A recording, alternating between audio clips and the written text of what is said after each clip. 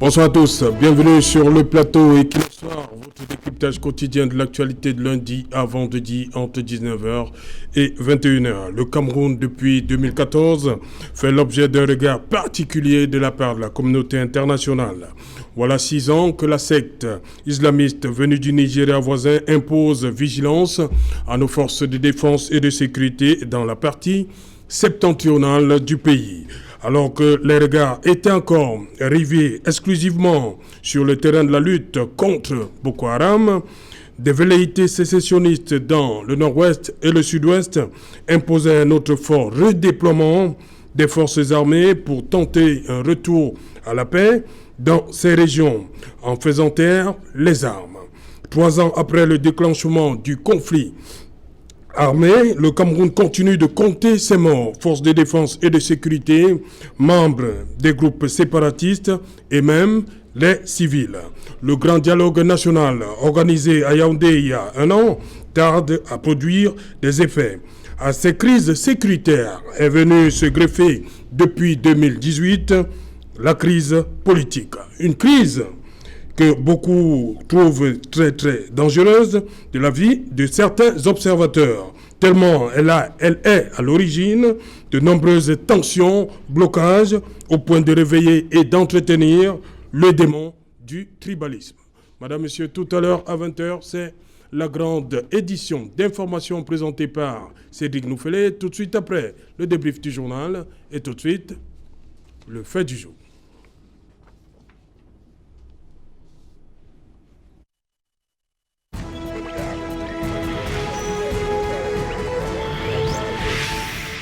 Crise multiforme au Cameroun, quelle perspective? Pour en parler, nous avons invité en plateau ce soir Vincent de Paul Yédé. Bonsoir Vincent de Paul. Bonsoir Serge Alain et bonsoir à tous mes companélistes. Voilà, conseiller municipal dans le 3e arrondissement de Douala, PCRN. Absolument. C'est bien cela. Bienvenue à vous. Merci. Raphaël Ndougou, bonsoir. Bonsoir Serge Alain autour, bonsoir aux companélistes, bonsoir aux millions de téléspectateurs. Je n'oublie pas l'équipe technique qui vous accompagne. Vous me permettez de faire un clin d'œil aux ressortissants de Ngomza vivant à Douala qui s'apprête à organiser l'Assemblée générale samedi prochain au domicile de Bertrand Wonondi du côté de Nkolombon, juste pour dire que nous sommes dans la perspective du développement sur le plan local, même si nous résidons à Douala, et nous pensons que nous devons apporter la pierre à l'édifice, à la construction de l'édifice Cameroun. Pierre-Emmanuel Bihan, bonsoir.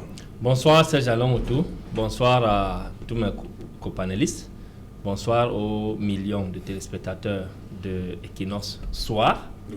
Et un bonsoir particulier à tous mes amis politiques qui sont incarcérés dans des prisons.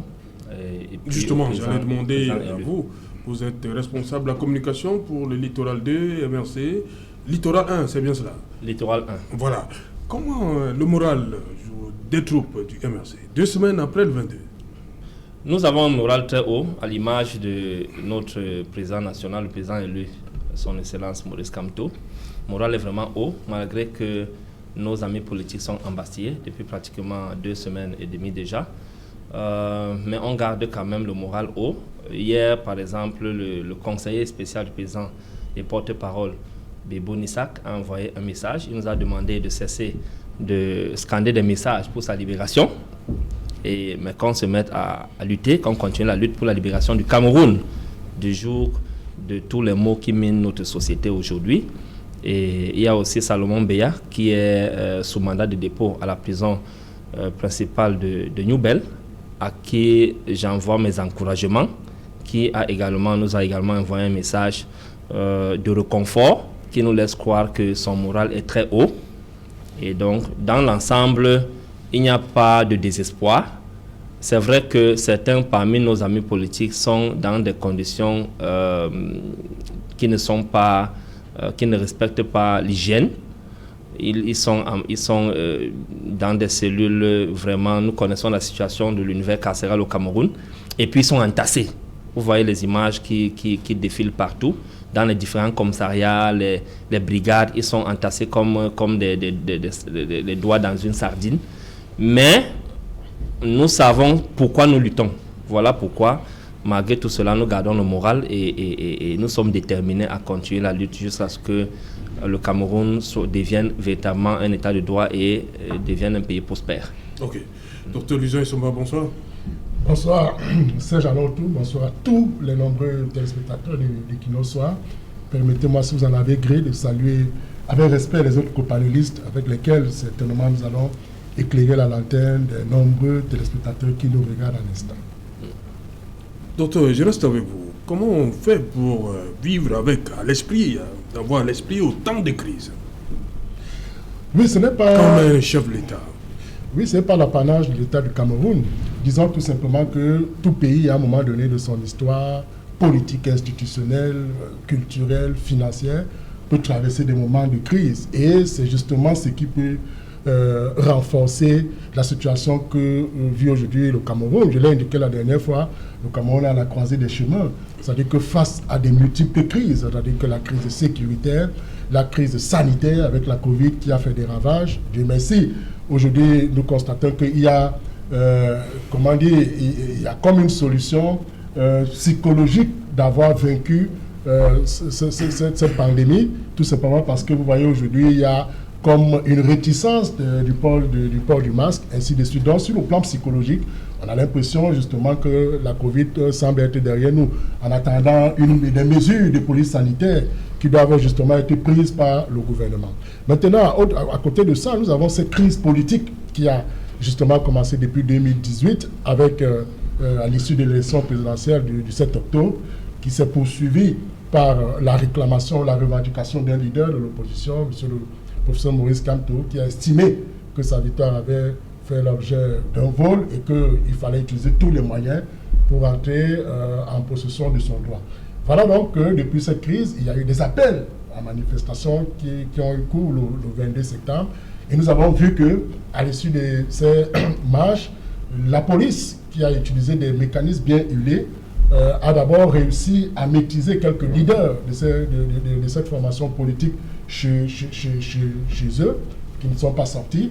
Et nous avons vu que la police a continué, disons l'État du Cameroun a continué d'utiliser des méthodes fortes de répression. C'est un peu la logique que prône Nicolas Machiavel, qui dit que pour qu'un État reste au pouvoir, conserve le pouvoir, pour qu'un État conserve suffisamment le pouvoir et y reste pendant longtemps, il faut utiliser la logique de la répression, la logique de la violence. Et c'est ce qui peut justifier que, justement, vous voyez, l'État ne peut pas faire autrement. Nietzsche disait, c'est le plus froid des monstres froids. Oui. C'est-à-dire qu'à partir de là, l'État ne va qu'utiliser des techniques répressives pour dissuader. Vous avez vu, une autre marche était annoncée pour le 6, même la fourmi n'est pas sortie.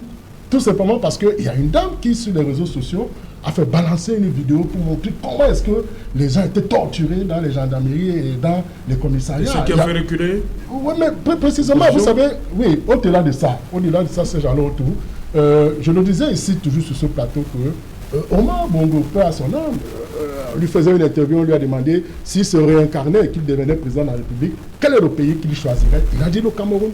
Pourquoi? Parce qu'il a dit, c'est un peuple qui est marqué par une certaine maturité, une certaine responsabilité, mais c'est un peuple qui est spontané.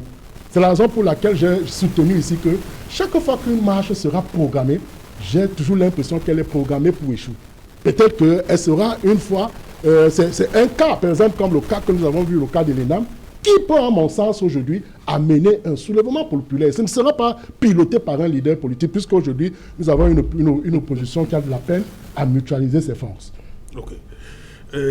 Pierre-Emmanuel Biam, face à cette situation, je sais que vous, c'est surtout, vous restez, on va le dire comme ça, accroché aux événements post-présidentiels 2018. Pour vous, c'est une crise qu'il faut résoudre au même titre que le Nord-Ouest et le Sud-Ouest. Ça, vous l'avez toujours évoqué.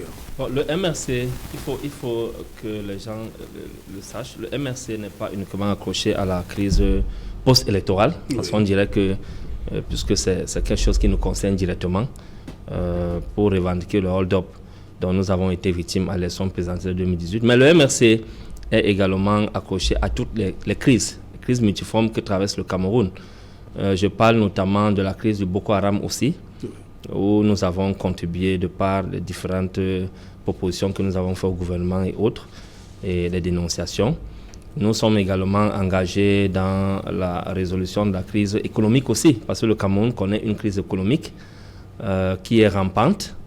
Et c'est pour cela que le président élu, Maurice Kamto, dans son programme de relance économique à l'issue de l'élection présidentielle, à l'aube de l'élection présidentielle 2018, il a préconisé un certain nombre de mesures économiques que le Cameroun devait prendre pour retrouver le rang, au moins qu'on occupait du temps de Ahidjo, et puis être un pays, devenir à nouveau un pays attractif parmi les 50 pays les plus attractifs dans le doing business et parmi les 10 premiers pays dans le doing business.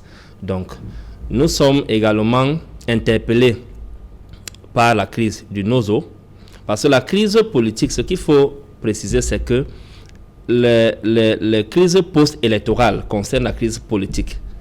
Et par rapport à cela, nous voulons et nous sommes en train de lutter pour amener le régime à comprendre la nécessité et l'urgence et même à fléchir afin de trouver ensemble un code électoral consensuel.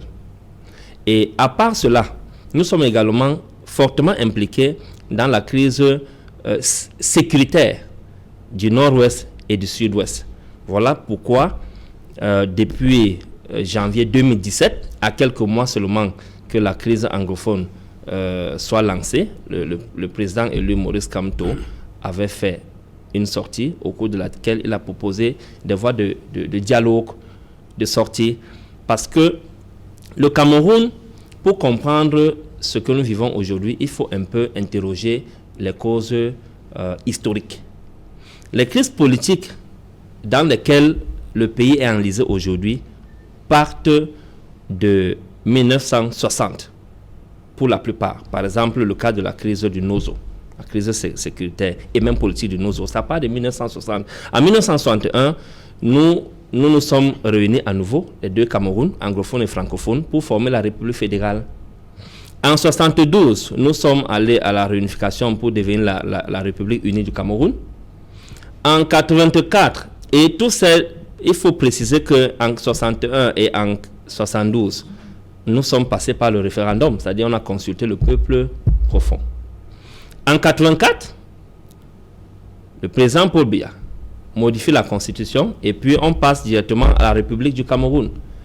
Dans la compréhension des anglophones, pour eux, c'est un début d'assimilation des francophones dans ce que nous avons mis ensemble.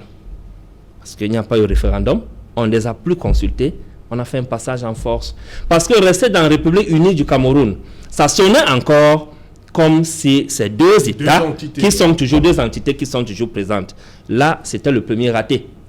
C'était le premier raté.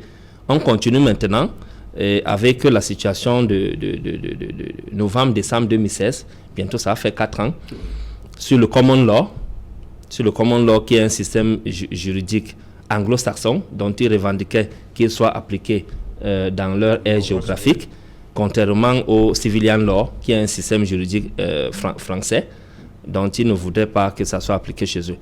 Alors, ces crises-là ont été mal gérées depuis les causes historiques. On voit qu'il y a eu des ratés. Mais on avait l'occasion quand même, lorsque les avocats ont commencé à revendiquer l'application de common law, d'ouvrir les voies de dialogue pour, c'est-à-dire faire un nouveau diagnostic et aller chercher des solutions un peu plus profondes. Mais qu'est-ce qu'on a vu en face? On a vu la radicalisation du gouvernement qui a musclé le ton, qui a utilisé la force publique pour la répression. Nous avons vu comment est-ce que les forces de défense et de sécurité, certains d'entre eux, faisaient rouler dans la boue les étudiants à Boya.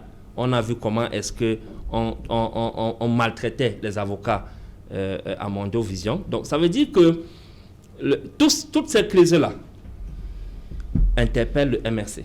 Voilà pourquoi nous avons, le 9 février dernier, sacrifié notre participation à l'élection municipale et législative pour enfin amener le gouvernement à comprendre l'urgence de résoudre non seulement cette crise sécuritaire du nord-ouest et du sud-ouest, et même résoudre la crise politique, sociopolitique, parce que politique qui est devenue sociale, puisque ça touche déjà les différentes couches de population, qui est celle de trouver rapidement un code électoral consensuel pour que le jeu électoral soit quand même équilibré. Donc nous sommes engagés dans tous ces chantiers-là, raison pour laquelle nous avons annoncé les différentes manifestations pacifiques. Okay. Voilà, Vincent de Poliédé, comment le PCRN appréhende de tout ce qui se passe, toutes ces crises aujourd'hui? Vous savez, au PCRN, l'humain est au centre de nos préoccupations. Et vous convenez avec nous que toutes ces crises touchent en premier les êtres humains que nous sommes, les Camerounais que nous sommes. Pour commencer par la crise du Boko Haram, c'est une crise en réalité qui est consubstantielle à la gestion de cette partie du pays par le pouvoir en place. Parce que les populations de ce côté-là se sont retrouvées comme le maillon faible de notre pays et qui a donc été très vite instrumentalisé par ceux qui venaient de l'extérieur pour avoir pied chez nous. Et vous voyez, il a fallu beaucoup de temps pour mettre la population à contribution pour pouvoir freiner cet élan-là. Parce que c'est les populations du Cameroun qui étaient utilisées, qui étaient formées et formatées pour revenir détruire notre propre pays. Donc le PCRN à ce niveau-là dit vraiment c'est une crise qu'on aurait pu éviter. Bon, mais seulement, nous continuons à penser que, avec ce que nous proposons, il y a un début de solution à ce genre de crise et à toutes les autres, d'ailleurs, parce que, au final, nous proposons le fédéralisme communautaire, c'est-à-dire que les gens du Nord se prennent eux-mêmes en charge, que la décision d'un forage ne vienne plus de Yaoundé, que la décision de construire une école ne vienne plus de Yaoundé. C'est toutes ces choses-là qui, mises ensemble, ont lésé ces populations. C'est à cause de la lourdeur de l'administration que ces populations se retrouvent lésées. Nous plaidons donc et nous prônons le fédéralisme communautaire qui viendra responsabiliser les populations, remettre leur avenir, leur destin entre leurs mains pour leur permettre évidemment de se prendre en charge. La crise du Nord-Ouest, nous le disons, c'est une crise identitaire. Parce que les Camerounais de cette partie du pays ont comme l'impression qu'elles sont marginalisées, qu'elles sont traitées comme si elles étaient des parias par le Cameroun francophone. Et nous, au PCL, nous disons non. Nous ne sommes pas que des francophones, nous ne sommes pas que les anglophones parce que c'est un héritage colonial. Mais avant cela, nous sommes des frères, nous sommes tous des Camerounais, nous sommes des communautés. Il faudrait donc que nous nous regroupions sur la base de cette communauté-là pour qu'ensemble on puisse prendre la gestion de notre pays en main. Vous ne pouvez pas nous dire que l'on construise par exemple une université des sciences halieutiques à Yabassi, alors que les pêcheurs sont à Kribi et à Limbé. Dans le Grand Savoie, par exemple. C'est-à-dire qu'on permette aux gens de définir quelles sont leurs priorités, de définir qu'est-ce qui est bien pour leur développement. Et à partir il n'y a pas de pêcheurs pour l'ONCAM, à Yabassi? Mais il n'y a que l'ONCAM là-bas, mais ici, il y a... Donc pour vous, vous souhaitez que ce soit à côté de la mer? Non, je voudrais simplement dire que les populations décideront des priorités. Oui. Elles décideront, par exemple, de pouvoir établir un pont entre Kribi et Limbé, où c'est des populations qui pratiquent la pêche, qui ont une histoire. Parce que ne l'oubliez jamais, les Batangas se sont retrouvés à Limbé, déportés à cause de la guerre, de la Première Guerre mondiale. Oui. Donc, il y a une histoire ancienne entre ces peuples-là qui se retrouvent dans leurs habitudes. Rien qu'à voir comment est-ce qu'elles s'habillent, c'est des pagnes, c'est des chemises. Et allez voir dans leurs chansons, allez voir dans leurs habitudes, c'est la même chose. Donc, nous pensons que de cette façon-là, le peuple camerounais, lorsqu'on lui aura donné la possibilité de se prendre en charge, ce sera une évolution pour ce qui est de la résolution de ces différentes crises-là. Ok. Voilà, justement, Raphaël Ndougou, la crise dans le nord-ouest et le sud-ouest, très souvent, On fait comprendre que c'est un manque de volonté véritablement politique qui fait qu'on en soit encore là, 3 ans après la prise des armes, parce que c'est depuis 2017, et 4 ans que les populations, les avocats, les enseignants ont décidé de descendre dans la rue. C'est pour beaucoup un manque de volonté politique. Le RDPC, on pointe le gouvernement, par le RDPC, on pointe le gouvernement de ne pas faire assez pour que cet état de choses puisse prendre fin. Qu'est-ce que vous répondez? Écoutez, Serge Alonto, la crise de nous, on ne laisse personne indifférent. À moins que l'on pense qu'on ne vit pas sur cette planète ou encore au Cameroun. Pourquoi je dis? Parce que, justement, peut-être que à un moment donné, il peut arriver que le gouvernement s'y est mal pris. Parce que quelquefois, on peut voir là où on a trébuché et peut-être pour observer que nous sommes tombés à un endroit. Mais pour les revendications des avocats et des enseignants, vous avez vu que le gouvernement a cherché par tous les moyens de se rattraper en répondant aux différents problèmes posés par les avocats et les enseignants du côté du NOZO, si vous voulez, de la partie anglophone. Alors, cela veut donc dire quoi? Cela veut dire qu'en dehors de ces revendications, nous sommes donc tombés en plein dans une autre crise qui n'avait plus rien à voir avec la revendication des avocats. Puisque parmi les revendiquants, il y avait bien entendu, je vais citer un nom, Abou Bala, quand il est sorti de prison, vous avez vu que la maison de ses parents a été incendiée. Donc ça veut dire qu'à un moment donné, il faut quand même reconnaître que ici, on s'est trompé, oui. Mais il faut aussi reconnaître qu'à un moment donné, on a répondu, le gouvernement a répondu aux problèmes posés. Ça, c'est pour la crise anglophone. Maintenant, si on veut rentrer un peu plus en 2014, où le président Biya avait déclaré la guerre au Boko Haram, puisque on sait bien, tout le monde a été d'accord que ce sont des étrangers qui venaient poser des actes malsains au Cameroun. Il fallait donc que le Cameroun riposte. Et je voudrais donc dire, pour faire un peu le lien, que pour calmer, peut-être pas fini totalement, pour calmer cette autre crise du côté du Grand Nord, il a fallu fallait que la population elle-même soit présente et qu'elle se mette derrière les forces de maintien de l'ordre pour dire nous ne voulons plus ça. Cela veut dire quoi? Cela veut dire que est-ce qu'aujourd'hui, on est encore sur les revendications corporatives du côté de NOZO? Je ne pense pas. Parce qu'il y a déjà d'autres intérêts qui sont rentrés en jeu.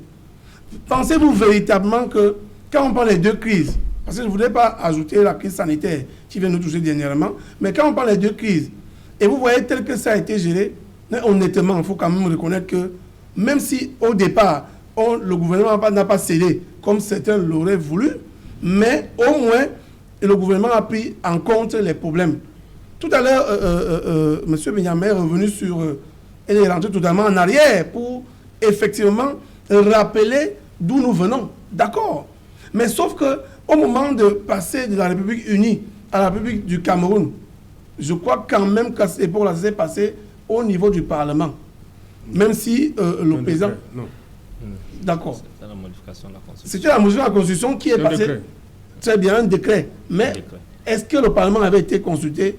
C'est toute la question. Mais c'est possible que, puisqu'à cette époque-là, on avait une assemblée qui était dirigée par un ressortissant de ce côté-là. Bref, pour ne pas rentrer dans les... C'est Foncachon Lawrence. Très bien. Pour ne pas rentrer dans tout cela, nous pensons que même dans le grand dialogue national, on a cité entre autres, d'ailleurs même quand le président a fait la sortie, pour démontrer que non, ces gens-là ne sont pas marginalisés. Après Foncachon, on a donné l'Assemblée à... Si vous voulez, l'Assemblée est passée du côté du Grand Nord. Mais au moins, le poste de Premier ministre a toujours été occupé depuis 1992 par les ressortissants du NOZO. Peut-être qu'ils auraient voulu être vice-présidents, comme ce fut le cas au moment des accords, mais il ne faut pas aussi négliger, c'est ce qui a même été dit, il ne faut pas négliger le fait qu'ils soient à la tête de la primature. Maintenant, si c'est ça leur volonté ici, il va falloir que le gouvernement également prenne des dispositions pour que le poste de vice-président soit créé. Maintenant, quand nous rentrons dans la crise politique, qui justement, selon la thématique qui est inscrite là, la crise politique, c'est simple.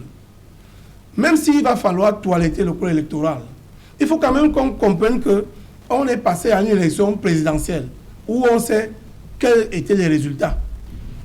Même si aujourd'hui, le parti, le deuxième, celui qui est sorti deuxième dans cette élection, pense qu'on lui a arraché la victoire, mais au moins, il doit se rappeler que en 2004, le SDF était dans la même posture et que c'est le même leader de ce parti qui avait rappelé au SDF quand le Conseil, la Cour suprême siégeant comme Conseil constitutionnel a déjà prononcé, on doit la boucler. Ça veut donc dire quoi? Ça veut dire qu'on se prépare pour les échéances à venir. Parce que ça fait aujourd'hui comme un melting pot. Nous avons des problèmes au Cameroun connus. Ça dit que vous ne pouvez pas manger effectivement à votre faim. D'accord, ça ce n'est pas caché pour quelqu'un. On sait qu'il y a un certain nombre de choses qui a été fait, mais beaucoup reste à faire. Ça ce n'est pas un secret pour quelqu'un. Mais maintenant, quand on est dans un melting pot là, on ne sait même plus là où on va. On ne sait plus là où on va parce que le peuple, c'est le peuple, tout le monde cite le peuple. Le peuple là aujourd'hui, qui peut-être s'est prononcé par la voix des urnes, et l'autre partie du peuple qui ne s'intéresse même pas à la politique, encore moins à la chose électorale. Qu'est-ce qu'il faut faire pour que le peuple vive décemment? Pour que le peuple puisse être effectivement dans les meilleures conditions. Du coup, je voulais donc dire que le gouvernement, c'est vrai que ça piétine, il faut le reconnaître, sur la décentralisation. Parce qu'en vérité, si ce processus que le président lui-même a mis sur la table et demandé l'accélération, si ce processus-là est accéléré aujourd'hui, premièrement, on n'aura pas cet exode-là qu'on nous observons ça et là. Qui freine son accélération? Mais justement, le président me fixe le cap. Et maintenant, il ne veille pas à ce que ce soit... Écoutez, quand il fixe le cap, il nomme un Premier ministre qui doit suivre cette action-là, ce cap qu'il a fixé. Il monte le chemin. Effectivement, si ça tarde... Ça fait 24 ans, Raphaël Ndou. Oui, nous sommes d'accord. Il a prescrit l'accélération. Parce que si nous étions déjà en plein dans cette décentralisation-là, je vous assure qu'il y a certaines choses qu'on n'évoquerait pas. C'est le peuple qui bloque l'accélération? Non, le peuple ne bloque pas. Qui bloque? Mais attendez, vous avez la réponse à votre question. Mais parce que nous mettons donc plus ça sur la table. Le chef de file fixe le cap. Oui. Maintenant, ceux qui ont la charge de suivre... Écoutez, on ne va pas être partout au même moment. Il n'y a personne qui peut être élu président au Cameroun qui va vous dire qu'il va tout suivre. Vous ne pouvez pas suivre. Maintenant, vous nommez des gens qui ont la possibilité d'implémenter cela sur le terrain. Attendez. Et s'ils n'implémentent pas, vous faites quoi? Vous les gardez toujours? Mais en ce moment-là, donc, sur la question de les garder, ils ne doivent pas continuer à les garder. Nous sommes d'accord. Oui. Mais maintenant, peut-être ils estiment que s'ils ont fait un faux pas ici, ils peuvent se rattraper. Puisque moi, ma préoccupation, c'est quoi? C'est qu'aujourd'hui, nous avons la possibilité de nous mettre en costume comme nous sommes là maintenant. Tout le monde n'a pas cette possibilité. Tout le monde ne mange pas à sa faim. Donc ne pensez pas que je vais venir m'asseoir ici pour vouloir démontrer que tout va bien. Ou bien pour vouloir démontrer que tout va mal. Parce qu'il y a des gens qui vous citent un certain nombre de choses. Effectivement, la crise économique au Cameroun, ça ne date pas de maintenant. Ça date de la fin des années 80, tout le monde le sait. Tout le monde sait que le FMI et la Banque mondiale avaient véritablement tenu le gouvernement, si vous voulez, le Cameroun, par des parties intimes pour ne pas bouger. Alors, à ce moment-là, le gouvernement n'avait pas de choix que de céder en libéralisant ce nombre de choses. Maintenant, pour finir, oui, ce qu'il faut dire, c'est que le président Biya a quand même tenu. Parce que notre pays pouvait basculer à tout moment. Parce que effectivement, il y a quelque chose qui ne va pas. Il y a quand même un problème de mal-être au Cameroun. Voilà. Docteur Luzoy Somba, on sait que le peuple peut aussi, on reconnaît quand même au peuple le pouvoir de s'exprimer à travers le référendum. Le dernier en date, le premier c'était en 61. Le 20 mai 1972. Le dernier c'était le 20 mai 72. Justement. Est-ce que tout ce qu'on vit jusqu'au... aujourd'hui, est-ce qu'on ne pouvait pas convoquer le peuple pour jouer l'arbitre? Saint-Jean tout, le peuple est le législateur, c'est-à-dire que c'est le peuple qui détient la décision souveraine. Oui. C'est-à-dire nul ne peut prétendre avoir le pouvoir si cela n'en émane du peuple. Vous savez, le référendum, c'est... Et je voudrais également préciser que le peuple a plusieurs manières d'agir dans la gestion des affaires publiques. Oui. Il y a une manière d'agir qui est ce qu'on appelait la démocratie directe. Vous savez, mais cette démocratie directe est difficilement mise en œuvre tout simplement parce qu'on ne peut pas réunir tout le peuple au même moment pour procéder à la gestion de l'État. Tout, on est passé à la démocratie indirecte appelée la démocratie représentative. C'est-à-dire qu'il voudrait, et c'est ce qui est précisé dans l'article 2 de l'alinéa 1 de notre Constitution, la souveraineté nationale appartient au peuple qui l'exerce soit par l'intermédiaire du président de la République et des membres du Parlement.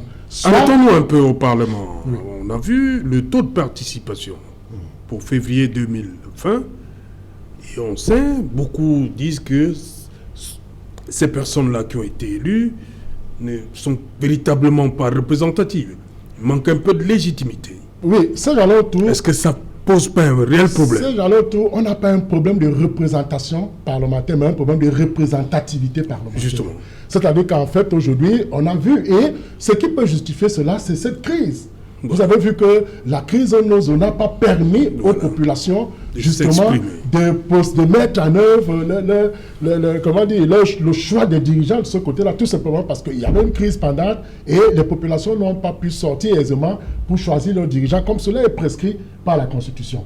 Alors, également, cette crise de représentativité se pose avec acuité, surtout quand on voit que tous ceux qui veulent parler au nom du peuple parfois n'ont pas l'étoffe suffisante. Parce qu'on a vu, si on institue la théorie de l'élection capacitaire ou censitaire, on va estimer que c'est exclure ceux qui ne sont pas là à l'école. Mais il faudrait quand même que ceux qui aillent parler au nom de l'État, au nom du peuple camerounais, puisque les députés, une fois qu'ils sont élus, même s'ils sont élus dans chacune des représentations locales ou des circonscriptions administratives, mais une fois portés à l'Assemblée nationale, ces députés doivent parler au nom de la nation. Je reprends là les propos d'Ebenezer Mwele.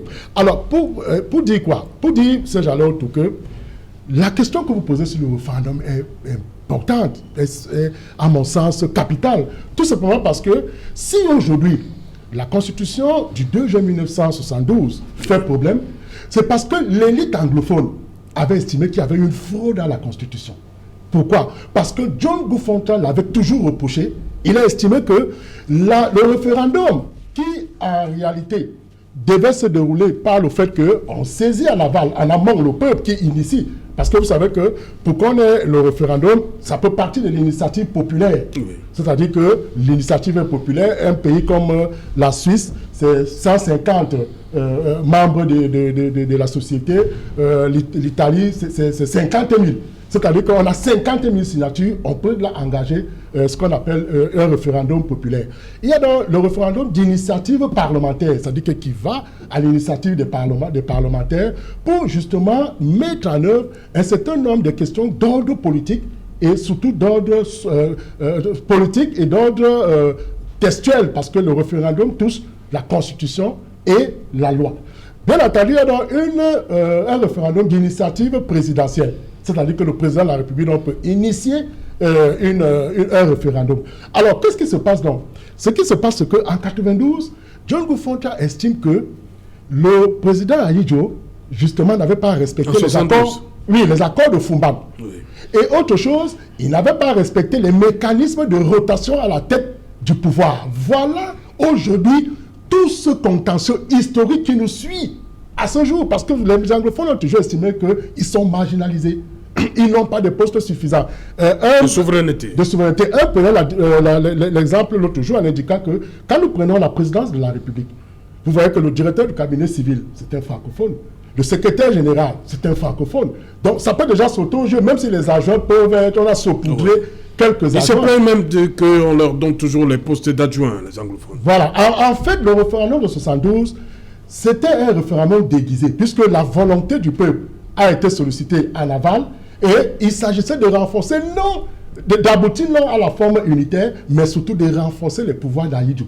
C'est la raison pour laquelle le référendum du 20 mai 1972, on estime que ça a été une fraude à la Constitution. Et aujourd'hui, on se rend bien compte que ce contentieux semble nous suivre. Alors, ce genre autour, la thématique est claire. quelle perspective? On se rend bien compte que le Cameroun est en train de vivre des moments difficiles de sa vie politique, institutionnelle, ainsi de suite. Alors, je l'avais déjà évoqué ici, il nous faut deux choses. Il faut résoudre la question de la gouvernance et résoudre la question du verrouillage démocratique. Je commence par le verrouillage démocratique. On se rend bien compte que les élections qui sont l'expression justement d'une démocratie et de l'état de droit sont des élections qui ne sont pas organisées de manière sincère, transparente. Et il y a tellement de blocus qu'il n'y a pas possibilité aujourd'hui d'assurer une alternance. Regardez, Serge Alotou, si vous voyez aujourd'hui les joutes verbales, les tensions, les tractations entre les différentes formations politiques, c'est simplement parce que depuis 1957 jusqu'à ce jour, on n'a jamais eu une alternance politique. Nous sommes restés dans une logique de transition démocratique. C'est d'où le problème. André Mahembida, laissé dans 58 à Alidjo, prend et en 82, le 4 novembre 1982, il cède à partir d'une ingénierie constitutionnelle. L'article 7. C'est vers cette voie-là qu'on s'achemine? Mais bien évidemment, c'est ça qui est donc difficile parce qu'en réalité, le peuple camerounais, depuis 1957, n'a jamais véritablement élu un dirigeant. C'est-à-dire que depuis 1987, parce que l'élection du dirigeant, en réalité, vous avez vu quand le président interprète la réforme de 79. Quand Amadou Ahidjo démissionne, on applique la réforme de 79. Le président Paul Biya devient président de la République. Et vous savez ce qu'il fait en 85? Il a bénéficié de ce qu'on appelle une légitimité légale rationnelle, c'est-à-dire prévue par la loi, et non une légitimité populaire. C'est pourquoi en 1985, le président Paul Biya convoque un plébiscite. Parce que la différence entre le référendum et le plébiscite, c'est que le référendum porte sur les textes, la constitution, la loi. Or, le plébiscite porte sur la personne qui incarne le pouvoir. Donc, voilà aujourd'hui, ces gens-là, autour, les questions que nous pouvons évoquer. D'abord sur le verrouillage démocratique. Maintenant, sur la gouvernance, on se rend compte qu'il y a beaucoup de choses à faire. Si aujourd'hui, nous avons un autre scandale sous la main, ça fait quand même très mal de savoir que nous formons des enfants pauvres à l'université. Ces gens-là, il y a des étudiants qui viennent, monsieur, je n'arrive pas à payer la pension. Il vous voit bien mis sur un plateau de télévision, il ne sait pas comment vous-même vous souffrez pour y arriver, mais vous êtes obligé de taper les poches, de tout faire pour accompagner cet enfant. Et cet enfant qui est donc de famille pauvre, qui n'a pas fait le concours et il ne peut pas passer, même s'il est intelligent. Vous voyez que ça devient compliqué. Alors, ce sont les petites choses pareilles qui peuvent déboucher parfois sur des déconvenues sociales et qui peuvent amener l'État du Cameroun à se déstabiliser. Donc nous appelons à tous nos voeux, les dirigeants du pays, pour que des solutions et des mesures soient prises pour non seulement améliorer le code électoral qui est verrouillé, je le disais déjà, le mois est à ça, mais il n'est pas condamnable et blâmable. Je fais un article sur l'improbable alternance au Cameroun. Je demande à cet article l'improbable. C'est-à-dire, je ne veux pas dire l'impossible, l'impossibilité, je dis l'improbable, pour être doux, parce que le juriste est doux. Et je demande dans ce papier que même le pape ne peut pas gagner le président Paul Biya en l'état actuel de nos dispositions légales et institutionnelles. Pierre-Emmanuel Biam, le peuple, quelle est la place du peuple dans face à ces crises? Le peuple... Comment il peut s'exprimer? Est-ce que le peuple tout à l'heure, débloquer? mon ami Raphaël Ndougou a précisé que c'est pas tout le monde qui a accès aux costumes et tout. Mais la réalité, c'est que le Camerounais lambda n'a pas besoin de costume.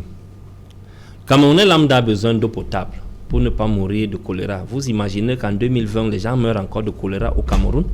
Oui, il y en a. Pas à l'extrême nord. Dans nos quartiers, ici à Douala, il y a des gens qui meurent de choléra. À la maison, incapables d'avoir même accès aux soins de santé. Dans les hôpitaux, par abandon. Parce qu'ils n'ont pas pu payer la caution et autres. Donc, les gens meurent encore de choléra au Cameroun. Le Camerounais a besoin de l'eau potable. Le Camerounais a besoin de la lumière, de l'électricité, pour que ses enfants puissent étudier en temps de scolarité. Le Camerounais a besoin d'avoir accès aux soins de santé. La Camerounaise, la femme enceinte camerounaise, a besoin d'avoir la caution de ce qu'elle ne pourra pas mourir faute de césarienne. Quel est l'argent pour payer la césarienne ou pas? On veut que la césarienne soit gratuite. Donc, je veux dire, le Camerounais ne demande pas l'extraordinaire. Camerounais demandent le minimum de droits dont tout citoyen du monde doit en bénéficier. Donc voilà pourquoi aujourd'hui nous continuons à penser que le régime, président Paul Biya, même avant lui, depuis Aïdjo, le diagnostic a été mal fait. Le diagnostic a été mal fait, peut-être parce que l'analyse des causes a été mal envisagée. Je prends un cas simple. La crise sécuritaire du Boko Haram. Il faut préciser que cette crise n'a rien à voir avec le Cameroun. C'est une crise terroriste transfrontalière qui part du Nigeria et vers le Cameroun et d'autres pays, le Tchad, de la sous-région. Alors, mais sauf que cette crise trouve du terrain au Cameroun parce qu'à l'extrême nord de notre pays, il y a une misère rampante. À l'extrême nord du Cameroun, les enfants font encore, les enfants de la maternelle, 10 km aller pour aller à l'école, 10 km retour. Les femmes, les ménagères, les femmes sortent des champs, elles font 10 km pour aller puiser l'eau dans une petite calebasse, 10 km retour pour amener l'eau à la maison. Alors, cette crise sécuritaire de Boko Haram a trouvé un terrain fertile à l'extrême nord. Voilà pourquoi, à cause de cette misère, ils se sont implantés et nous savons tous les dégâts que ça a causé là-bas. Maintenant, l'État s'est déployé sur le plan militaire et stratégique, mais sauf que le problème n'est pas résolu. Une fois de plus, le diagnostic n'est pas bien fait. Pour résoudre ce problème, il faut enrayer le niveau de paupérisation des classes sociales dans la zone de l'extrême nord, du nord et même jusqu'à dans la Damawa. Et pourquoi pas dans tout le Cameroun? Parce qu'à côté de ça, il y a aussi une crise sécuritaire à l'est du pays, avec les gens de la Séléka, les rebelles de la Séléka qui viennent de la Centrafrique et qui viennent souvent faire des incursions de temps à autre pour emmerder les populations de l'Est, sans oublier les camps des réfugiés de ces populations centrafricaines et tchadiennes qui sont là-bas. Donc l'État n'arrive pas à synchroniser les actions avec les humanitaires pour les mettre à l'abri d'un minimum de besoins et puis protéger les populations des dérives de ceux-là. Parce qu'aujourd'hui, on sait que la plupart des gens qui se comportent, je vais dire bizarrement, dans la classe des mototaximens, il y a des Centrafricains, il y a des Tchadiens qui font la mototaxi au Cameroun. Et donc l'État n'arrive même pas déjà à identifier. C'est des gens qui devaient être identifiables et logés dans des camps humanitaires. Ils ne devaient pas se pavaner partout. Moi, dans mon quartier, par exemple, il y a une forte communauté de ces gens-là, de Centrafricains. Nous les aimons, nous faisons l'effort au niveau du quartier de les identifier et puis de savoir ne serait-ce que ce que chacun fait quand il sort, quand il entre, qu'est-ce qu'il fait pour renforcer le niveau de sécurité. Donc, je veux dire, l'État, le régime du président Paul Biya est toujours en train de passer à côté des diagnostics qui peuvent nous épargner des crises. Je prends le cas de la crise politique post-électorale. Elle n'est pas encore résolue. Alors, penser que la résoudre, comme Raphaël vient de dire, c'est attendre la prochaine élection, se préparer pour la prochaine élection présidentielle, je dis, c'est un très mauvais diagnostic. C'est-à-dire qu'on est en train de bander une plaie sans lui accorder un traitement approprié. Finalement, on va se retrouver en train d'amputer le membre, que ce soit supérieur ou inférieur, du fait que la plaie aura déjà gangréné. Donc, au lieu de penser toujours élection, il faut penser aussi à s'asseoir avec la classe politique nationale et les différents acteurs de la société civile pour revoir notre code électoral, qui est l'objet de tout ce que nous connaissons aujourd'hui. Je remercie le docteur Luzan Osomba, qui vient de faire un bref résumé, c'est même un cours magistral, sur l'histoire politique du Cameroun, qu'à partir que depuis 1957, le Cameroun n'a jamais véritablement connu à la tête, au sommet, à sa tête, un chef d'État élu démocratiquement. Donc c'est pour cela que nous pensons que au lieu de traiter les problèmes objectivement, le régime du RDPC continue à utiliser les moyens de répression pour étouffer les problèmes et aggraver la situation. Vincent de Poliédé, est-ce que face à ces crises, le peuple souverain a son mot à dire. Le peuple souverain a son mot à dire et c'est ce que nous ne cessons de lui rappeler. Il ne vous a pas échappé que le PCN se situe dans la continuité de OMC, 11 millions de citoyens, parce que pendant longtemps, on a porté des récriminations à l'endroit du pouvoir en place. Pendant longtemps, on a critiqué la gestion de ce pays et on s'était bien rendu compte que les populations camerounaises se sont lassées et on utilisait le fameux « on va faire comment ?» situation qui a révolté l'honorable Cabral Libi avec une série de jeunes qui se sont donc mis à conscientiser la population pour leur dire écoutez, le destin de votre pays est entre vos mains, vous ne pouvez pas abandonner ce pays entre les mains des gens qui alimentent un système depuis l'époque coloniale. Vous avez votre destin en main, inscrivez-vous massivement. Il faut aller voter, il faut contrôler votre vote, il faut le surveiller. Donc, nous sommes dans cette logique-là parce que nous croyons que la dévotion du pouvoir au Cameroun peut se faire de manière démocratique. Et donc, nous y travaillons pour que nous puissions renverser ce système en place en mettant une série de jeunes Camerounais bien formés, bien informés et qui ont le souci de faire revivre leur pays, qui ont le souci de développer leur pays. Donc, c'est dans cette logique-là que nous sommes et nous pensons que c'est en train de se faire avec le PCN qui est entré dans les mairies, qui est entré au niveau de l'hémicycle, qui est entré là où il faut pour commencer à se préparer à prendre le pouvoir. Parce que, il faut le dire, au-delà de toutes ces récriminations-là quand même, il y a des hommes. Il y a des hommes qui alimentent un système et ce système qui est là depuis. Donc, nous, au PCN, nous disons que face à toutes ces crises, nous avons des solutions. J'ai parlé là tout à l'heure du fédéralisme communautaire. Nous pensons par exemple que pour éviter la pauvreté des populations, il faut qu'on fasse une réforme agraire, une réforme du foncier, qu'on revoie notre éducation, qu'on ait une éducation de mission. Ce n'est pas possible que les jeunes Camerounais continuent à amasser des diplômes pour rester à la maison, pour rester au chômage. Pourtant, le Cameroun, c'est un pays en construction, c'est un pays en développement. Il y a donc lieu aujourd'hui de redéfinir quelles doivent être les missions de notre éducation. Qu'est-ce qu'on va apprendre à l'école? Comment est-ce qu'on fait pour qu'au sortir de cette école, on soit capable de contribuer au développement de notre pays, pour que les jeunes apportent des solutions aux problèmes concrets qui se posent à notre pays. Nous avons la gestion des ordures, par exemple. Comment est-ce qu'on fait pour recycler ces ordures? Nous avons le problème de l'eau. Comment est-ce qu'on fait pour avoir de l'eau potable? Nous avons le problème des couveuses. Comment est-ce qu'on fait pour avoir des couveuses? Nous avons des problèmes. Comment est-ce qu'on fait pour y apporter des solutions? Okay. Les respirateurs ont manqué au Camerounais et beaucoup d'entre nous sont décédés parce qu'il n'y a pas eu de respirateurs. Voilà, c'est l'heure du journal. Il est là. Bonsoir Cédric. Comme menu ce soir. Bonsoir Serge Alain, bonsoir aux invités ce soir. Grand reportage sur le mauvais état des routes dans la région du Nord-Ouest.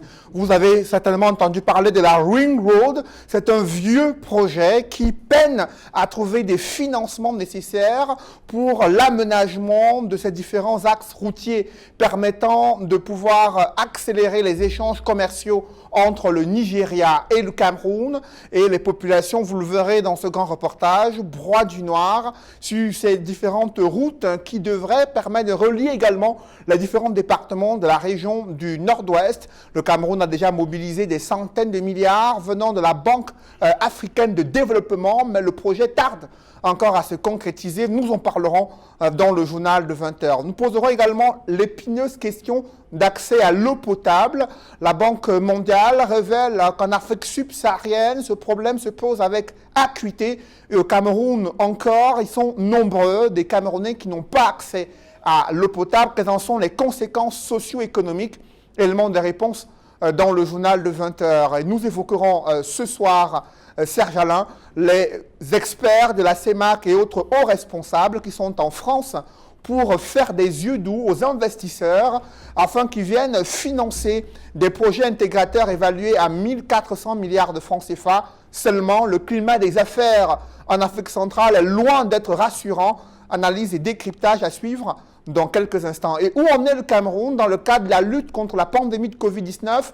Nos chercheurs ont-ils trouvé des manières de pouvoir faire face à la pandémie? Nous en parlerons dans quelques instants. C'est Alain. Voilà, fin de cette première partie Equinox Soir. On se retrouve dans une trentaine de minutes pour Equinox Soir, deuxième partie. Ce sera le temps du débrief.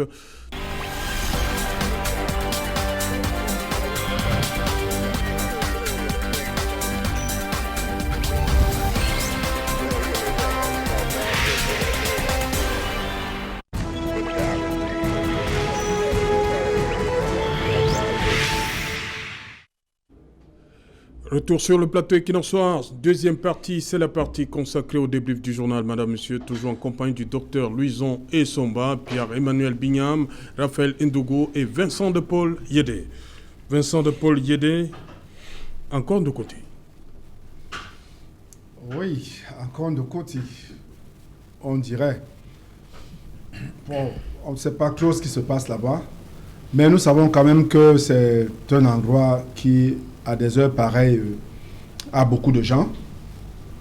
Des gens qui partent, qui rentrent du boulot et qui vont dans leur domicile. Alors, s'il y a des échauffourées là, ça risque d'être assez compliqué parce qu'il y a souvent des embouteillages. Et donc, partir de ces embouteillages-là, c'est vraiment difficile quand on est coincé dans son véhicule. Bon, qu'est-ce qui se passe? Nous sommes ici en studio, on ne saurait le dire. Mais nous espérons que rien de grave, de toute façon. Raphaël Ndogo, de côté, on dit que ça part de la cité, hein, ceux qui connaissent la géographie de Douala, la cité, jusqu'à Ndokoti. Des jeunes, des bandes qui sèment la terreur. C'est déplorable. J'espère bien qu'on n'aura pas un bilan là-bas, mais ce qu'il faut bien retenir, c'est que c'est un grand carrefour, que quand même a dit que c'est le plus grand carrefour d'Afrique centrale. Et maintenant, les jeunes avec des armes blanches, qu'est-ce qui s'est réellement passé? Et moi, je laisse de côté. Je voudrais faire mien les propos de Pierre-Emmanuel Bignam.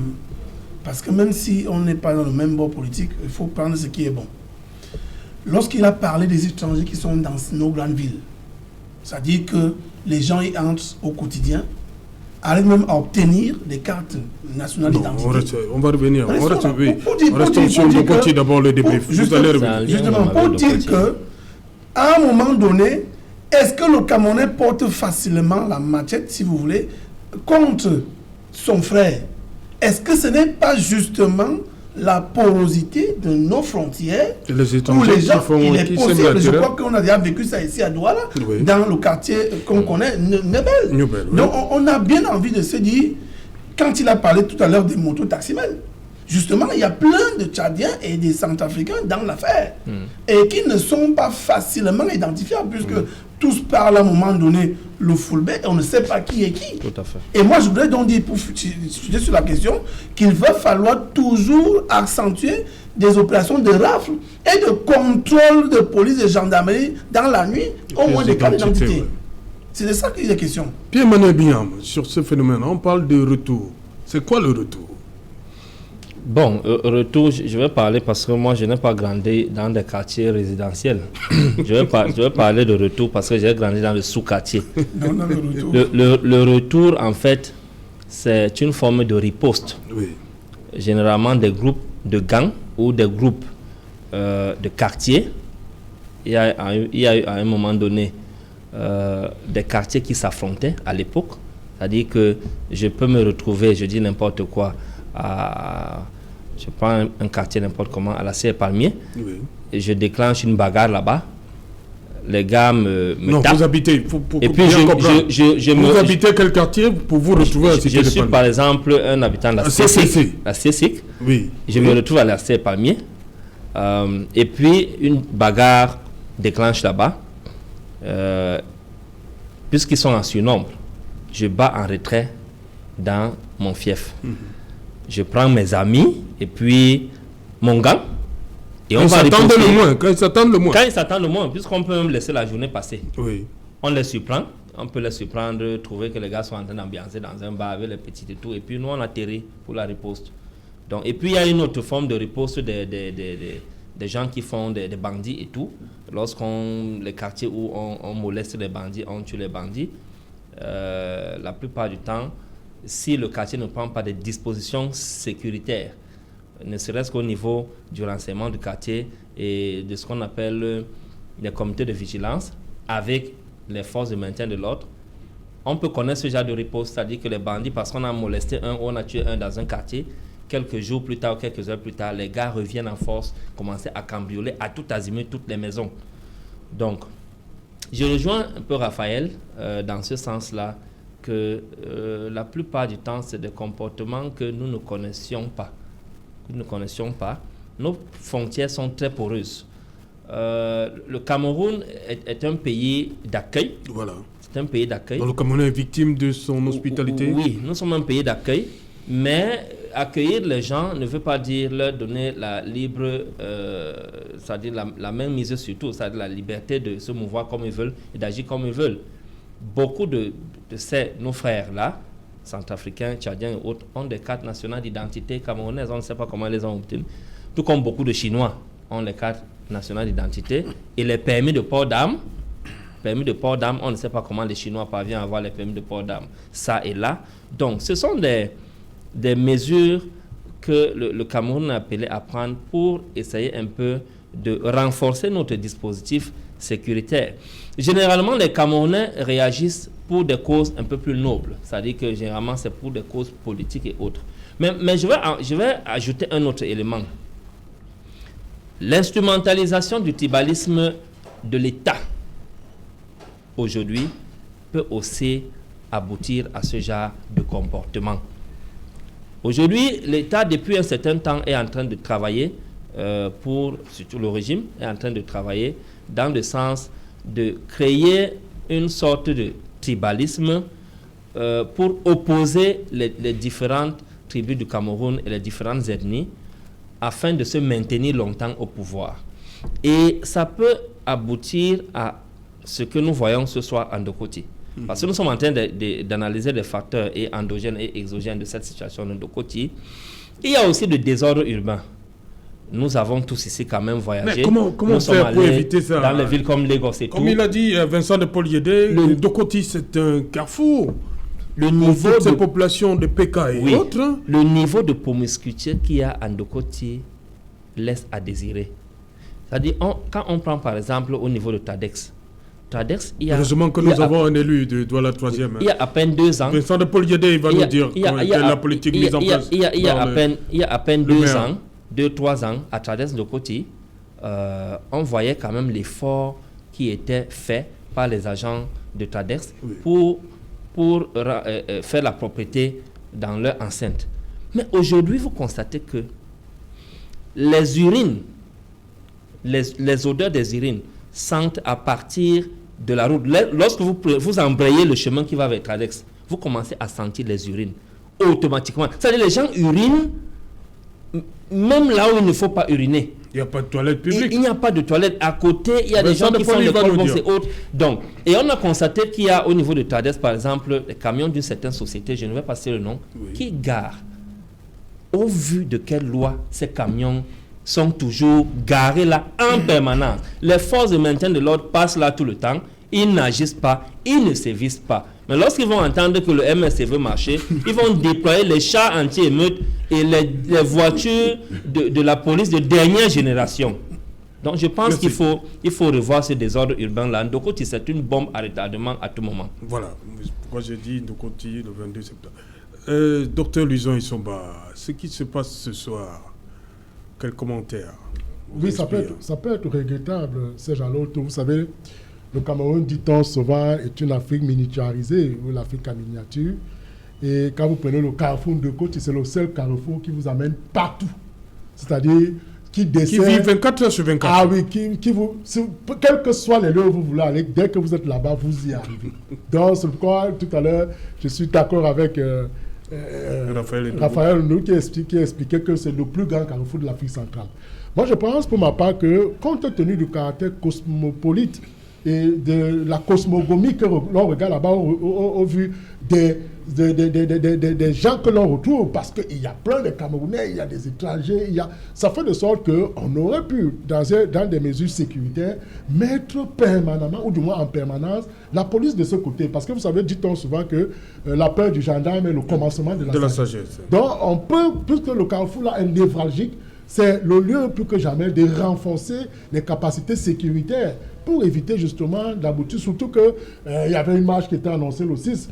J'ai vu de ce côté-là une bonne mobilisation policière, une bonne mobilisation sécuritaire. Peut-être que les manifestants ont profité, ou ces brigands ont profité du départ de ces forces de défense pour essayer d'opérer. Et donc ça veut dire que ces gens-là autour, la question sécuritaire reste en permanence questionnable et problématique. Donc il faudrait, à mon sens, faire demeurer à ce niveau-là, ou faire loger à ce niveau-là en permanence nos forces de sécurité et de défense.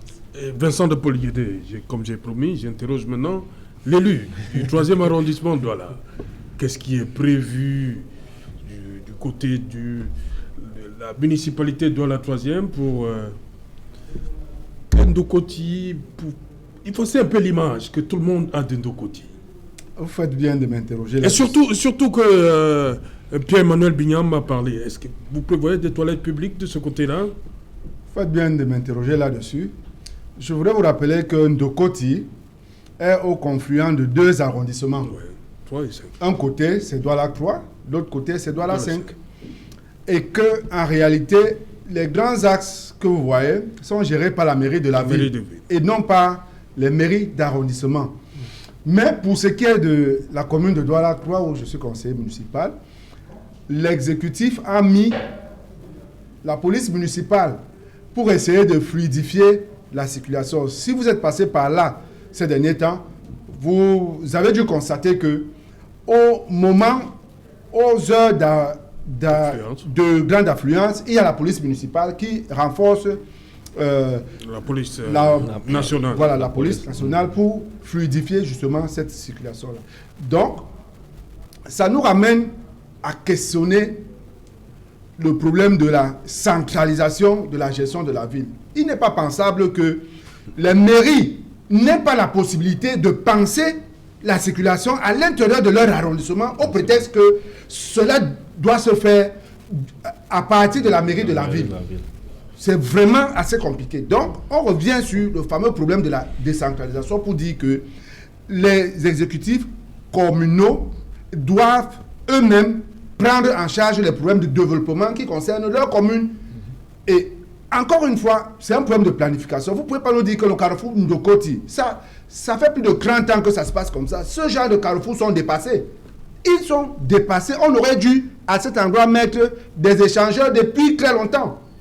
Ces endroits sont dépassés. Donc, on ne peut que déplorer ce qui se passe maintenant et vivement vraiment que le PCN accède au pouvoir pour pouvoir implémenter son fédéralisme communautaire tel que nous le disons. C'est-à-dire qu'en mettant l'être humain au centre de nos préoccupations, on ne peut pas accepter que quelqu'un vienne passer 1 heure de temps en Ndokoti. Vous passez une journée à travailler et au moment de rentrer, vous venez passer 1h30.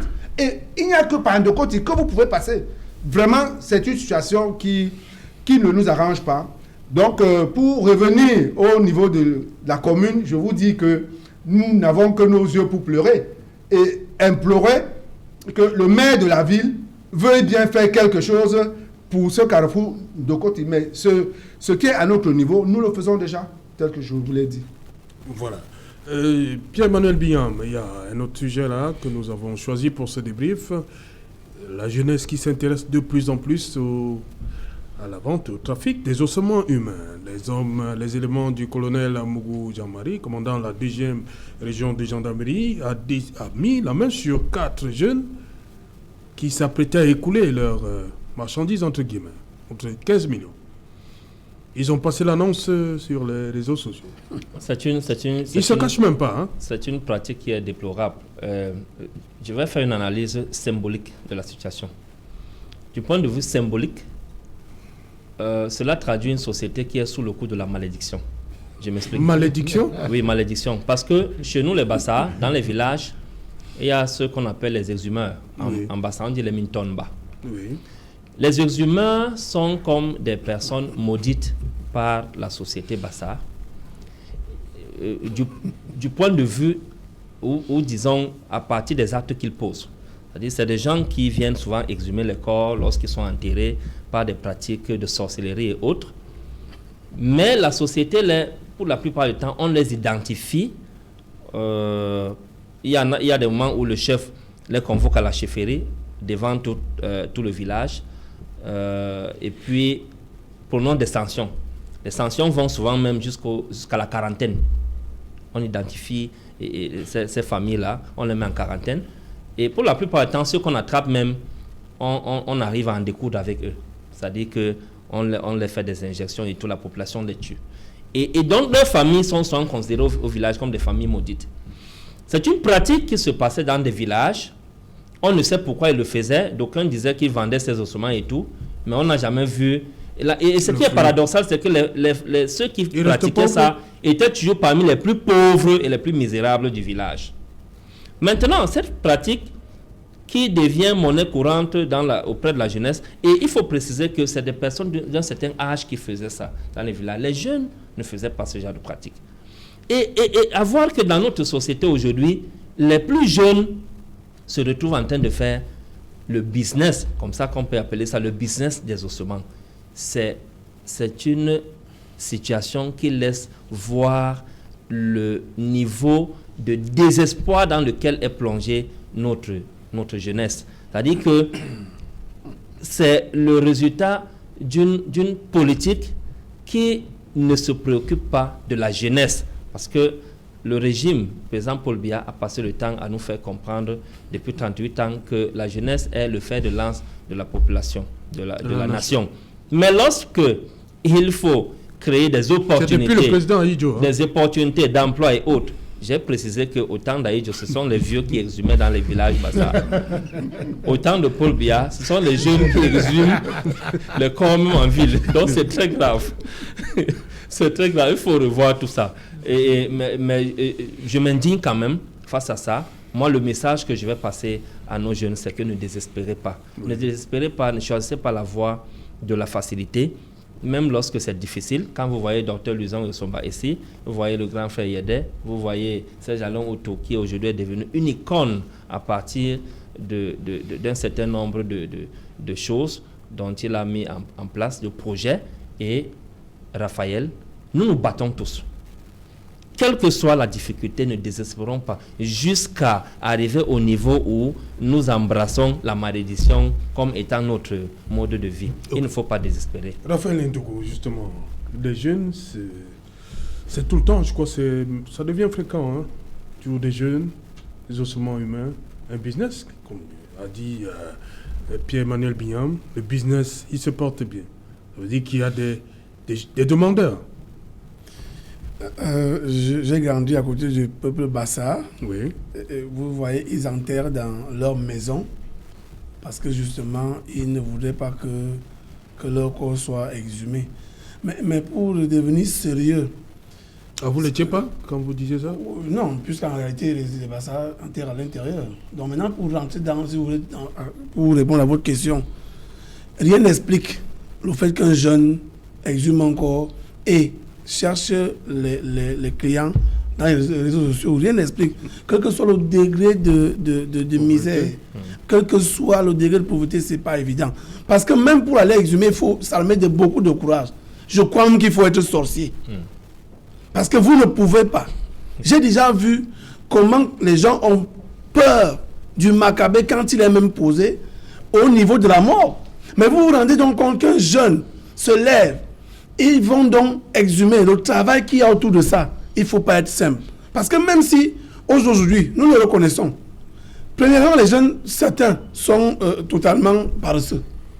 Il faut le dire. Ça dit que certains sont à l'école et estiment que, bon, peut-être qu'ils doivent travailler. Mais il faut quand même qu'on essaie de conscientiser la jeunesse. Nous prenons des paroles de sages. Le président Biya a dit aux jeunes, la terre ne tombe pas.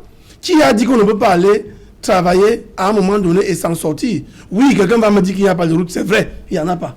Mais si les jeunes sont dans nos villages pour travailler, Et peuvent donc se lever un jour pour dire nous ne voulons pas de ces maires parce qu'ils ne nous font rien et ils ne peuvent pas nous donner les routes. Nous ne voulons pas de ces députés. Mais si tout le monde est dans des grandes villes en essayant de croire qu'on va aller dans son village exhumer un corps pour ramener ce corps-là, ces ossements-là en ville, pour les écouler, les éléments du colonel sont donc là pour les attraper et en retour, donc, ils vont aller en prison. Or, maintenant, je suis d'accord qu'il ne faut pas que la jeunesse désespère. Un jour ou l'autre, la situation va changer. Et c'est justement par eux que la situation doit changer. Parce qu'aujourd'hui, ces mêmes jeunes-là, si vous demandez à un jeune de vous présenter sa carte d'électeur, il n'en a pas. Si vous demandez à un jeune, vous êtes dans quel parti politique, il va vous dire, lui, il ne s'intéresse pas à la chose politique. Or, est-ce que c'est normal donc pour un jeune d'aller poser ce type d'acte justement malheureux où les gens vont exhumer les corps et peut-être on va analyser en pensant que c'est la malédiction? Non, monsieur Benyam, le Cameroun n'est pas maudit. D'ailleurs, ceux qui ont bataillé pour l'indépendance, premièrement, ils ont dit qu'on ne veut pas accéder dans ce pays par les fusions de sang et autres. Donc, effectivement, l'être humain est au centre de tout. Et pour que l'être humain soit au centre de tout, il faut avoir la crainte. Donc, véritablement, c'est déplorable. Mais ils vont nous dire pourquoi ils ont fait cela. Peut-être que c'est un réseau. Docteur Lison Essomba, profaner déjà une tombe, il faut être courageux. Hein? Serge Alonto, on en profite pour un chapeau bas au colonel Amougou pour ce travail titanesque. Ouais. Parce que vous savez, le corps humain bénéficie d'une double protection. Une protection optimale quand il est en vie et une protection minimale lorsqu'il est sans vie.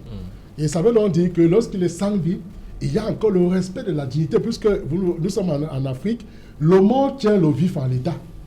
Ça veut donc dire qu'en réalité, quand vous profanez les ossements humains, et vous savez que les ossements humains, c'est le plus grand poison, même si vous êtes immunisé contre le poison, mais dès qu'on vous donne une pellicule d'ossements humains, même si vous étiez immunisé, vous n'allez pas échapper à la mort.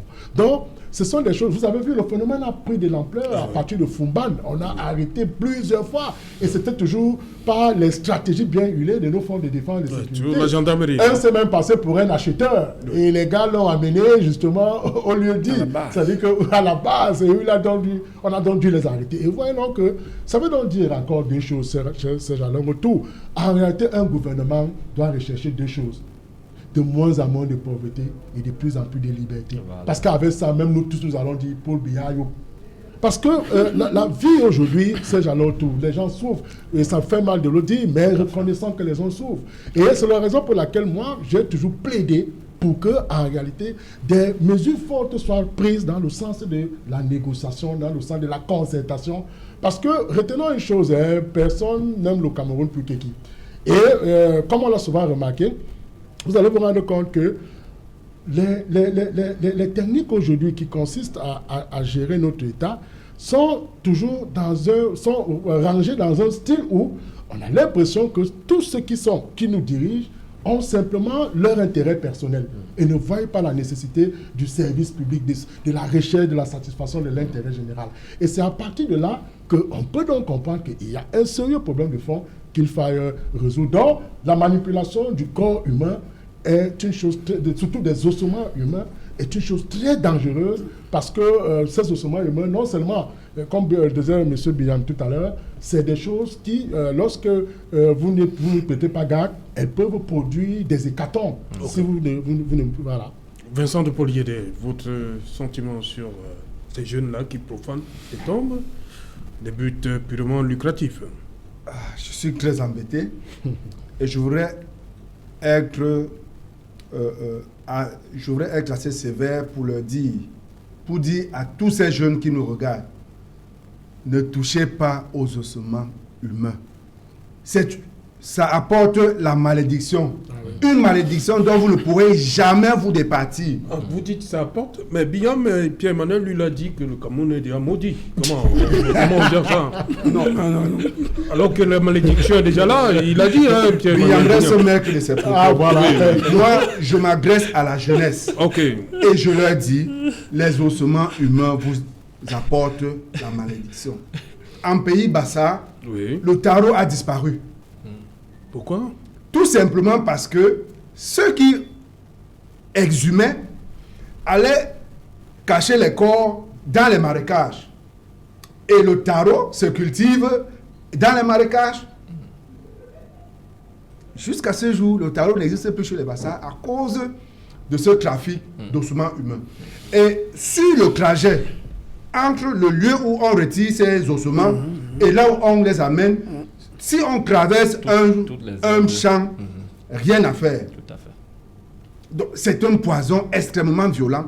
Donc, que les jeunes qui sûrement sont sous le coup des stupéfiants au moment où ils le font, ne sont pas conscients des différentes conséquences qu'ils encourent, tout simplement parce qu'ils sont, et là encore, on reviendra à faire le procès du gouvernement. Oui. On reviendra à faire le procès. Voilà, ils sont dans la pauvreté. Ils s'attendaient à avoir 15 millions pour un corps. Bon, parce qu'ils espéraient. Parce que justement, nous sommes dans une société où les gens ont passé le temps à faire rêver les autres. Et c'est quand même assez révoltant quand on se rend compte que on va passer le temps à aller à l'école, on prendra des diplômes et on viendra travailler pour 50 000 francs. Entre-temps, on voit des gens qui roulent carrosse et qui ont la latitude de s'offrir un rythme de vie qu'un Camerounais normal ne peut pas s'offrir. Donc, ça amène les gens à rêver. Je ne veux pas justifier l'acte qu'ils posent, mais on peut essayer de comprendre ce qui peut amener les jeunes à se retrouver là. D'où l'interpellation à ceux qui nous gouvernent pour redonner espoir à cette jeunesse. Parce que ça, ce sont des gestes de désespoir. Ils n'ont plus aucun espoir. À 20 ans, mais dis donc, ils devraient être en terminale ou à l'université. Mais se mettre à poser de tels actes, ça veut dire qu'ils n'ont plus foi en l'avenir. Or, la jeunesse, comme on nous l'a toujours appris, c'est le fer de la nation. Raphaël Ndougou, vous vouliez apporter un dernier élément, allez-y. Oui, sur les perspectives. C'est sur les perspectives de la crise, les crises différentes crises qui nous alimentent dans ce moment. Première chose, il faut dire que Jésus-Christ avait dit à ses disciples, quand il allait prier, il les a trouvés endormis. Il a dit, ne dormez pas au risque d'être surpris.